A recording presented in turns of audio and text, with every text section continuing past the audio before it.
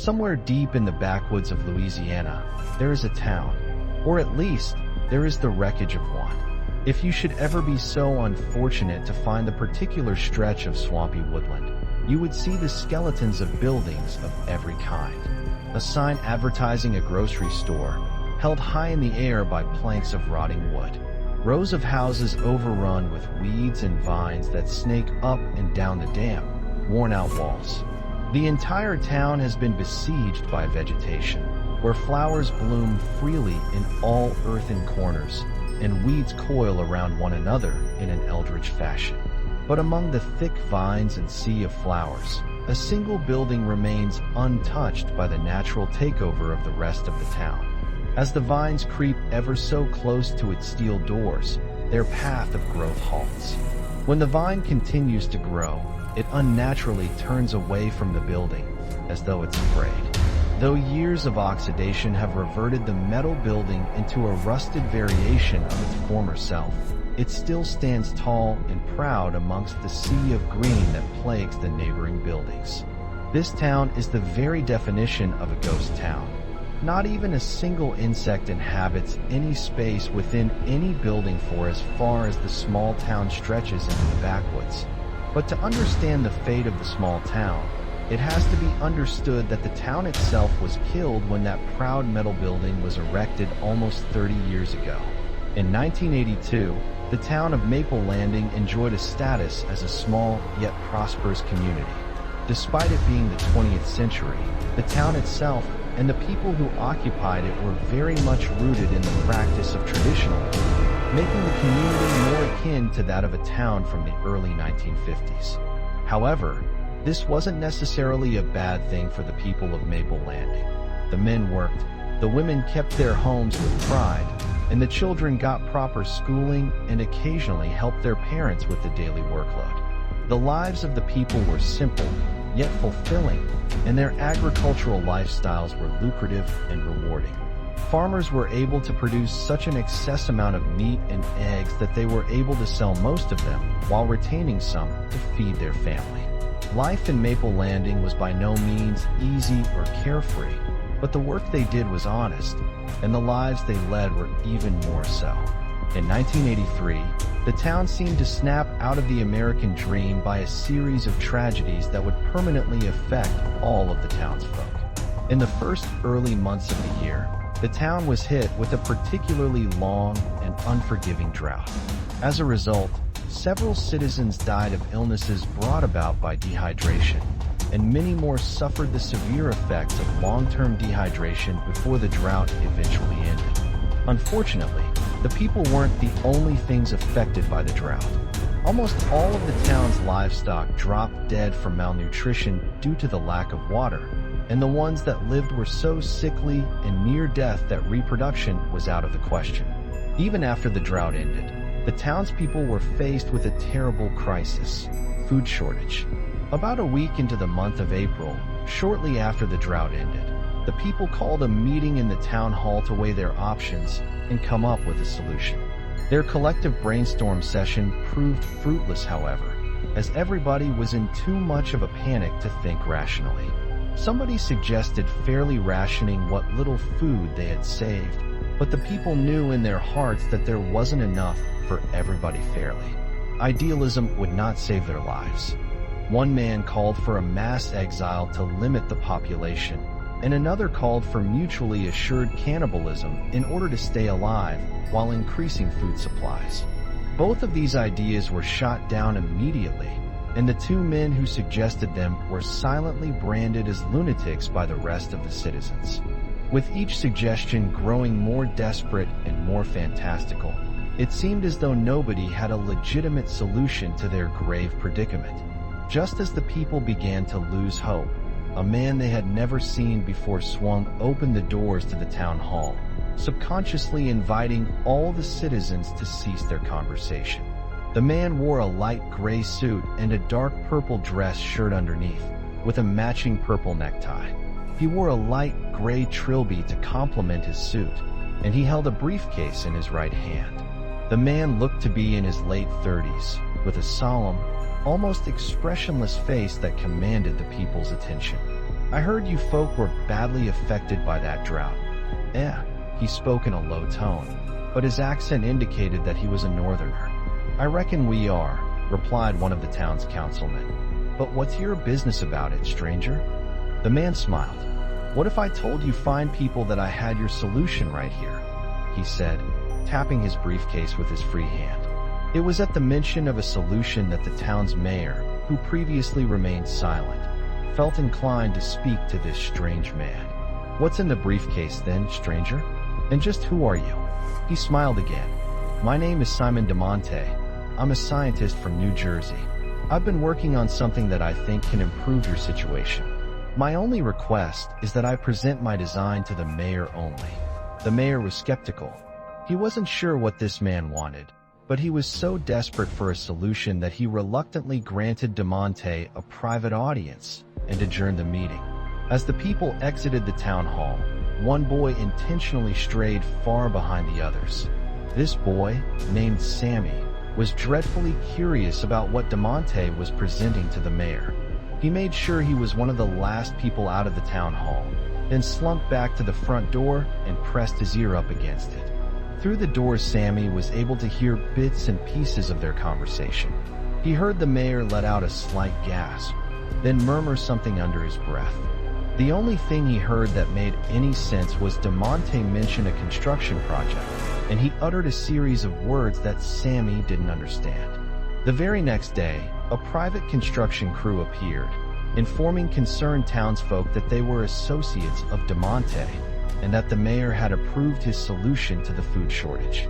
The crew worked tirelessly day and night, and by the end of the month they had produced a large metal building.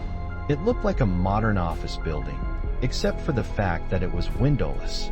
Shortly after its construction was complete, the mayor called another town meeting to discuss what this meant for the people of Maple Landing. My fellow townspeople, the mayor began once the townsfolk were all seated and silenced. I know you're all agitated about what's been going on with Mr. DeMonte and his project. Well, we've reached the end of the construction, which brings me to this important announcement. Mr. DeMonte appeared, carrying a lottery ball spinner. He placed it on the table in front of the mayor and leaned against the table, folding his arms over his chest. I'll make this explanation brief, DeMonte said. Every other day, the mayor is going to roll this here lottery spinner. What makes this spinner so special? Every ball in it has the name of one of you people. Every one of you is accounted for within this spinner. The people were stunned. Many of the adults dreaded what he was going to say, while most of the children were innocently excited about a lottery system that personally involved them somehow. If your name is picked, he continued, you will be transported to the building you've undoubtedly seen at the outskirts of town. From there, volunteer workers will provide you with food, both immediate and food for the future. The idea is that we avert this crisis fairly, and we avoid the mad rushes for food and supplies that occurred during similar crises. DeMonte's explanation was convincing, but many people were deeply troubled by the implication of a lottery. One man, the man who suggested exile, leapt to his feet in anger. There's no damn food in there, he hollered. He's gonna execute us, one by one. This outburst caused mass panic among the people, who began nervously chatting and angrily shouting amongst one another. Several police officers appeared behind the mayor, as DeMonte tried to quell the crowd. It was no use. Eventually, the mayor had to silence the people with a decree. Friends, you are all too distrusting of Mr. DeMonte, he said sternly. But if you refuse to cooperate, you will have no choice but to face police action. Many people were arrested in the coming weeks, as more and more resisted the police once their names were drawn. Those who complied were escorted into the building, and they were never seen again. Obviously, these disappearances set everybody on edge and further fueled the conspiracy that DeMonte was executing the citizens of Maple Landing. People were too afraid of the lottery and the building to notice the flowers blooming all around town, most of them unseasonably so. Sammy was out playing in the street when he saw the police officers arrive at his door. They knocked, and were greeted by his mother, whose face grew pale at the sight of them. After a brief conversation, his mother began to cry. Sammy's face grew just as pale and worried when she raised a shaky finger past the officers, pointing straight at him. Though a young boy of 9, Sammy had heard the whispered talk about the building and the people who got sent there, and he stood frozen in fear as his mind raced to find a solution. Alas, his idea for a miraculous escape was absent when the 2 officers took him by the arms and led him, slowly yet firmly, towards the building on the outskirts of town. He could hear his mother's screaming sobs as they carried him off. He wondered if he would ever hear them again. When they reached the buildings, one of the officers momentarily loosened his grip on Sammy to pry open the handleless steel door. In this brief moment of vulnerability, Sammy attempted to wrest himself free from their grasp, but the other officer tightened his grip as Sammy tried to run, causing him to stumble stupidly down the steps of the building, landing face first in a bed of roses that had been planted recently. He cried out in protest as the officer lifted him to his feet, dragging him into the building and then closing the door behind him. Sammy assessed his surroundings. The place they sent him looked like a 1950s living room, complete with a sofa, a plush carpet covering the entire area of floor, an armchair, a coffee table, and in the place of the television there was a small radio resting on a stool. The floor itself seemed to slant towards the dead center of the room. The room was incredibly dimly lit, with only a single bulb to illuminate it. The bulb was positioned over the furniture, so the corners of the room were dark. Cautiously, Sammy moved towards the center of the room, unsure of what exactly he was supposed to do. "Hello," he called out timidly. "Is anyone there?" As though it sensed his movement, the radio sprung to life, blasting a more modern tune Sammy had never heard. The room filled with the blasting noise of an electric guitar. The noise rattled the bulb, filling the entire room with pure, ambient sound. Sammy was too busy covering his ears in an attempt to drown out the noise that he didn't notice the abstract shape beginning to stir in the leftmost corner of the room. As the song slowly deteriorated into pure noise, Sammy's head began to pulse with irritation as he called for help. He stopped when he saw the darkness shuffling towards the radio. Whatever it was, it seemed groggy, as though the screeching noise had awoken its slumber. From the darkness, Sammy saw a pulpy, fleshy hand braced against the ground. It was black, with streaks of green running down its arm and pouring over its hand. In a single swift motion, faster than Sammy could comprehend, the radio was on the ground in pieces, the noise slowing to a gurgle before dying out. Sammy backed away in fear. As the thing pursued him, it crawled under the bulb, allowing Sammy to see his pursuer. Whatever it was, it used to be a human.